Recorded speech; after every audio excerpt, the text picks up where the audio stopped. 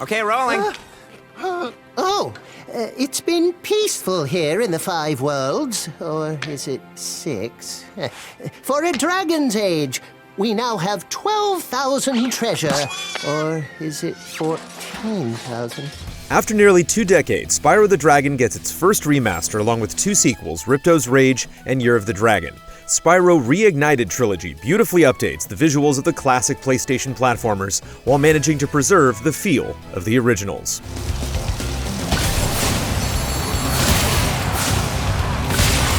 For those who have never played a game in the Spyro series, diving into the original trilogy is quite the experience. Veterans of other 3D platformers like Mario or Banjo-Kazooie will notice Spyro's distinctly different approach to presenting its goals and objectives. The concept of exploring a hub world to access new levels is pretty much a staple of the genre, but Spyro deviates from the formula when it comes to the individual levels.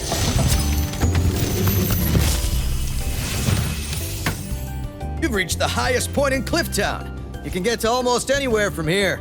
If I were you, I'd use that whirlwind over there. It's most apparent in the first game, where levels really only have one simple objective: reach the goal. Aside from freeing your companions along the way, there really is no other in-game mechanism providing you with additional objectives. This approach is far different than Spyro's contemporaries at the time, which require items to unlock levels and encourage players to return to stages to seek out multiple scenarios and rewards. Great work, Spyro! Spyro does present various collectibles to obtain in each level in the form of gems and dragon eggs. Obtaining them is not required to complete any single level, but you will eventually need to hit a certain threshold to progress further in the hub world. So while it may be tempting to breeze through levels in just a few minutes, these blockades train you to spend some more time trying to grab every last gem. Is this rain ever gonna stop? I've forgotten what the sun looks like. We should go on vacation. Somewhere warm, somewhere sunny. Dragon Shores, yeah! Ripto's Rage doesn't stray too far from its predecessor's template, but it does add some new elements into the mix. The sequel incorporates new in-game characters as part of the central narrative, each of which can be encountered in both the hub environment and the individual levels. These new allies provide specific objectives on top of what was previously seen, but ultimately, they're nothing more than simple quest givers, and their rewards are just another type of item required to progress through gated segments of the hub world. Ah, yes. The sparkling beauty of those gems seems to have jogged my memory. The sequel does increase the amount of unique special abilities available to Spyro, both in the form of temporary power-ups and permanent new skills to unlock. These new mechanics lead to a wider variety of activities and make playing through many of the levels more interesting. My name is Alora. Hi, I'm Spyro. What are you, some kind of goat? I'm a fawn, you dork. Not everything changes for the better, though. The hub world, which consists of uniquely themed areas in the original, now adheres to a castle aesthetic. It's still a good effort and the environment looks pretty, but in the long run, the style grows old and leaves you yearning for more. Okay, not bad. Then there are the painful attempts at humor in Ripto's Rage during cutscenes that play at the beginning and end of every single level in the game. While the addition of more story helps to strengthen the narrative, these attempts at dark comedy often miss their mark.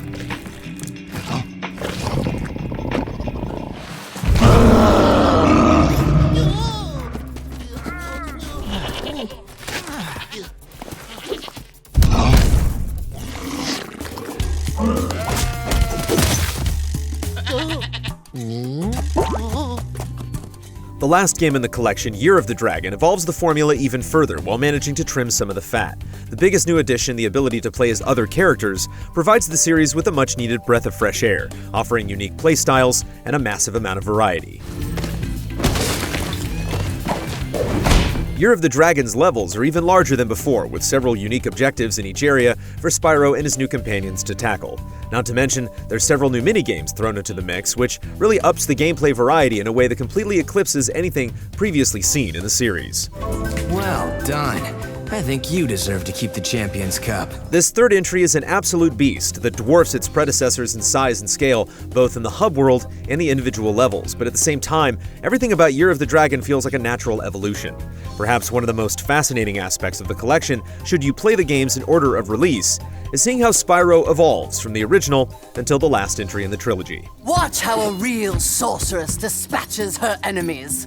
Release me from this cage, you merciless miscreants! Reignited adds several new features as part of the remaster, many of which make the games more accessible and enjoyable than before. One of these is the ability to fast travel to earlier levels at any time from the pause menu, which cuts down on backtracking through the hubs should the need arise. This feature was previously seen in Year of the Dragon as a bonus for completing the final Sparks level, but making it available in all 3 games from the get-go is a great decision.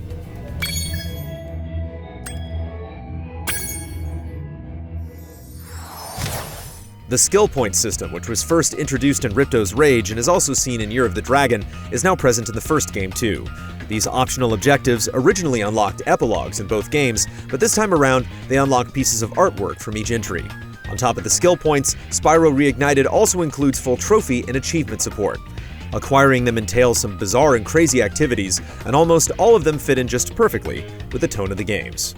Well done, Spyro. Thank you for releasing me. A crucial element that goes largely untouched is the controls. Spyro's platforming and traversal mechanics do show their age, but even after almost 2 decades, they feel more than serviceable. There is one control-related issue the remaster alters for the worse. For some bizarre reason, the developers opted to move Spyro's camera in a bit too close for comfort, and you're forced to stomach it as there's no option to adjust the positioning. That could be useful if you run into trouble. Not that you ever run into trouble, Spyro. The remaster also improves the voice work with newly recorded dialogue that sounds much better than the low-quality recordings of the originals. On the flip side, the soundtracks don't get much love. The musical score for all 3 games is probably the weakest link in the trilogy, with dull tracks that never stand out and fail to leave any sort of meaningful impression.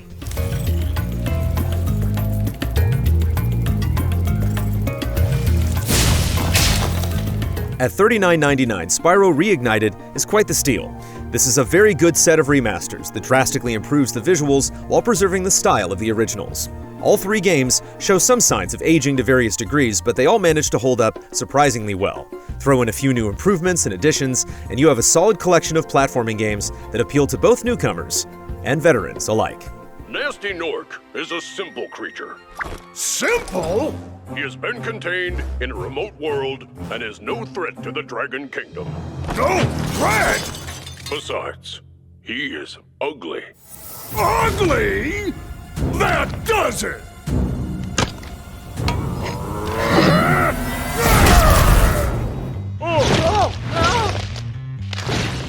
Huh? Looks like I've got some things to do.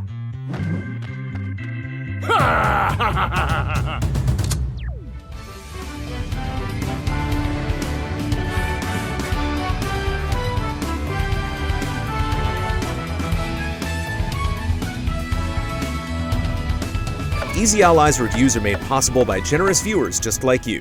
If you like what you see, check out patreon.com/easyallies to help us make more. For just $1 a month, you can gain access to weekly updates, spoiler discussions, and exclusive shows.